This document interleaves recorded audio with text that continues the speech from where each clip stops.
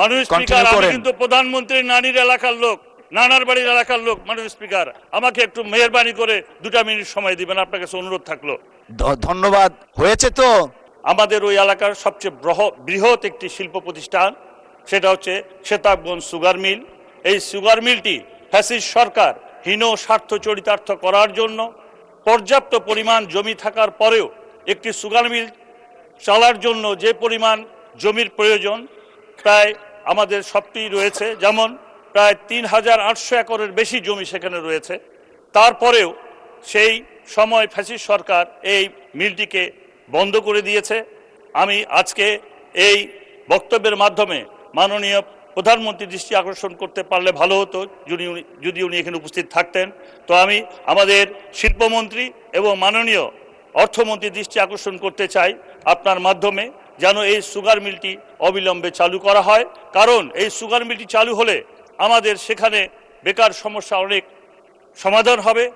আমাদের এই সুগার মিলের পাশাপাশি আরও 6টি সুগার মিল বন্ধ হয়েছে। বিশেষ করে আমাদের ঠাকুরগাঁ সুগার মিলটি ধুকে ধুকে চলছে, সেটারও সংস্কার করা প্রয়োজন বলে আমি মনে করি, যেটা আমাদের মাননীয় মহাসচিব স্যারের এলাকার সুগার মিল। আমি সেটারও ভালোভাবে যেন চলতে পারে সেই ব্যবস্থা যেন করা হয়।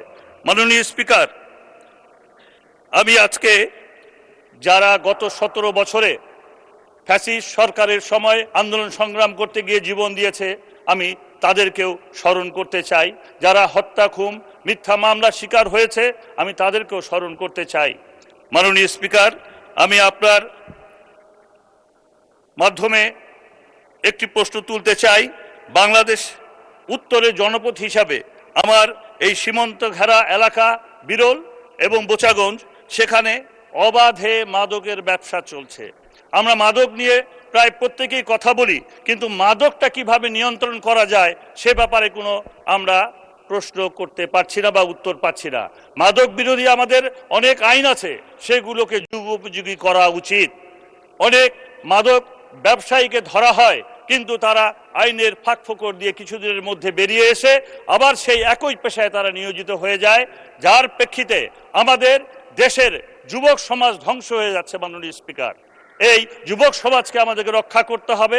আগামীর ভবিষ্যৎ এই যুবক সমাজ, এদেরকে আমাদেরকে সুস্থ রাখতে হবে। মাননীয় স্পিকার, আমি আপনার উদ্দেশ্যে বলতে চাই মাননীয় স্পিকার, যে আমাদের এলাকায় দিনাজপুর থেকে আমাদের এই ঢাকার দূরত্ব প্রায় 450 কিলোমিটার। এখানে যদি যাতায়াতের জন্য একটি বুলেট ট্রেন করা হয়, এতে আমাদের জন্য ভালো হবে, যাতায়াতের সুবিধা হবে। এছাড়াও আমি আমার এলাকায়, বিরল এলাকায়, আপনি জানেন মাননীয় স্পিকার, লিচুর জন্য বিখ্যাত। সেখানে পর্যাপ্ত পরিমাণ লিচু হয়, 100 কোটি টাকার উপরেও সেখানে বাণিজ্য হয়। সেখানে লিচু একটা অত্যন্ত ক্ষণস্থায়ী ফল, যার জন্য এই ফলটাকে আমরা বেশি দিন ধরে রাখতে পারি না। সেখানে যদি একটা আমরা হিমাগার তৈরি করতে পারি লিচু সংরক্ষণের জন্য, তাহলে এটা আমরা সারা দেশে এবং বিদেশেও আমরা এটা রপ্তানি করতে পারবো। মাননীয় স্পিকার, আমি আমার এলাকার মানুষের জন্য আরেকটি কথা বলতে চাই, যেটা 2006 সালে আমাদের সরকার যখন ক্ষমতায় ছিল, আমাদের দলজন ক্ষমতায় ছিল, তখন বিরল একটি পোর্ট আছে, ভারতের সঙ্গে আমরা সেটা চালু করার জন্য ব্যবস্থা নিয়েছিলাম, কিন্তু ফ্যাসিস্ট সরকার সেটা বন্ধ করে দিয়েছে। মাননীয় স্পিকার, আপনার কাছে আমি 2 মিনিট সময় চাবো। আপনি অনেককে সময় দিয়েছেন। জি, 1 মিনিট সময় দেয়া হলো। মাননীয় স্পিকার, আমি কিন্তু প্রধানমন্ত্রীর নানির এলাকার লোক, নানার বাড়ির এলাকার লোক। মাননীয় স্পিকার, আমাকে একটু মেহেরবানি করে 2 মিনিট সময় দিবেন, আপনার কাছে অনুরোধ থাকলো। মাননীয় স্পিকার, আমার যেটা বলছিলাম, এই পোর্টটি যদি চালু হয়, আমাদের ভারতের সঙ্গে যাতায়াত ব্যবস্থা অত্যন্ত সুন্দর হবে এবং আরামদায়ক হবে এবং সহজ হবে।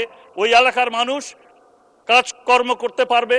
এই পোর্টের মাধ্যমে আমাদের এলাকার অনেক কর্মসংস্থান বৃদ্ধি পাবে। মাননীয় স্পিকার, আমি আপনার কাছে অনুরোধ করব যে আপনি এই জিনিসটা আপনার মাধ্যমে আমি এই মহান সংসদে তুলে ধরছি।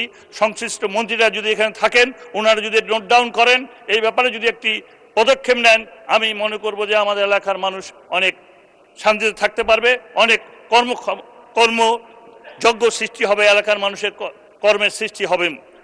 মাননীয় স্পিকার, আমার এলাকায় বিরলে একটি বিরাট ফরেস্টের বাগান রয়েছে, যেখানে প্রায় 3000 একর শালবাগান রয়েছে মাননীয় স্পিকার, সেখানে যদি আমরা পর্যটন শিল্প গড়ে তুলতে পারি।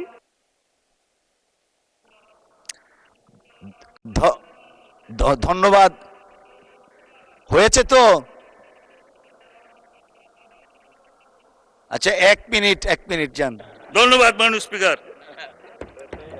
এই 3000 একর এই ভূমি যদি আমরা এখানে শালবাগানে যদি আমরা পর্যটন হিসাবে যদি এখানে তৈরি করতে চাই, এখানে আমরা যদি বিভিন্ন রকম পর্যটনের স্পট হিসাবে গড়ে তুলতে চাই, এখানে অনেক জায়গা রয়েছে মাননীয় স্পিকার।